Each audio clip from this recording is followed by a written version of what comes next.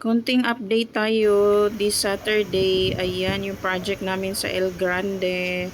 Okay na, na-install na yung glass sa 3rd floor. Roll up na lang kulang dyan, oh. So ayan, nagawa na nila yung dito sa first unit, guys. Okay na. So natapos na nila, ayan, oh.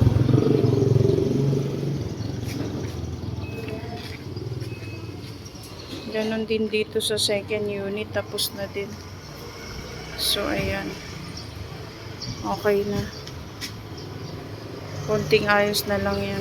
Nagawa na pala nila daddy, oh. Kaya lang mataas siya.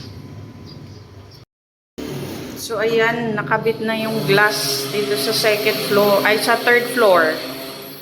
Ayan, 3rd floor glass.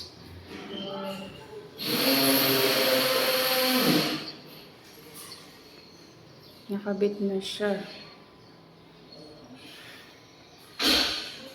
So, pa-final ano na lang to para lagyan ng division.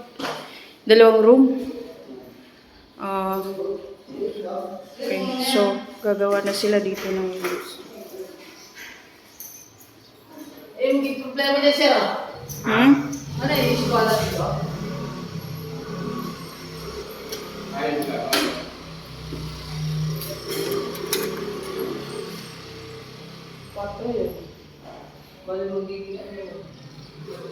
So yan, buksan natin dito.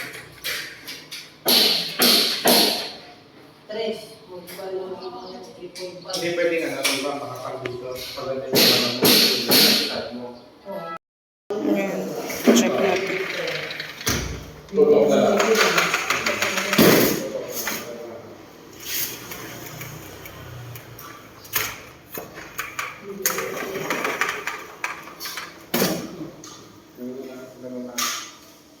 Dyan na lang. Dito na lang kakakal.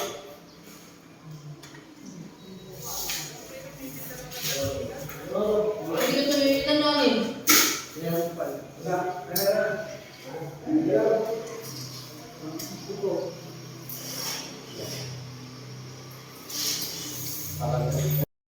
Isip mo ito isang pinto eh. Problema. Parang kama lang dito. Palabas yung pintuan. Hindi papasok. Pero dito.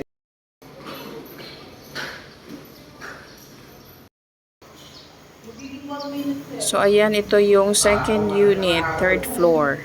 Nakabit na yung glass. So ayan yung... So ang susunod nila ay pagkabit naman ng mga partition dyan. 2 room. So yan na yun ang last nilang gagawin dyan bago sila mag-final ng pintura. Ang taas na... Mas mahal kasi yung owning. Yung presyo niya, slash ko eh. Mahal yung owning daw. Sa imbis sa sliding? Oh, mas mahal daw yung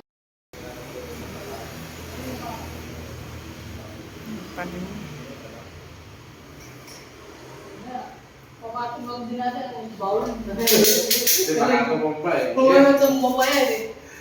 Batak na batak pa naman ng ano. 2nd floor ito, nag-install siya ng cabinet dyan sa 2nd unit, 2nd floor na CR. Hindi pa niya natapos yan. So yan na lang gagawin ni Jeff. Kakabit ng cabinet. So this is it. Kunti na lang ang kulang. Ayan na siya. Nakabit na yung glass sa 3rd floor. Sana matapos na siya. Ayan na. May water na rin dyan, guys. Nakabit na rin yung water. So, yung kuryente na lang ang kulang. Kunting retouch na lang yan sa loob at saka dyan sa baba sa ground floor. Thank you for watching, guys.